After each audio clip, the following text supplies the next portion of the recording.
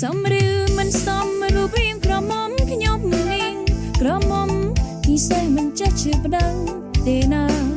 មើលបៀតអូនមិនចាញ់ពីដំរីស្តា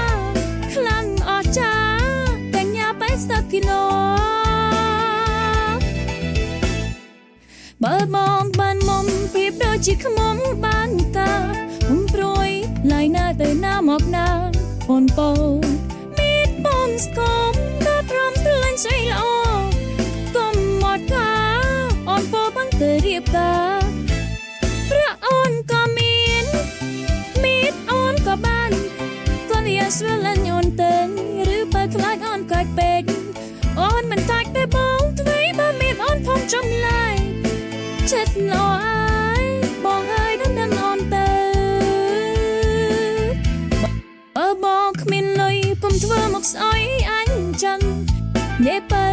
ប្រនឹងយកលុយអូនចាយក៏បាន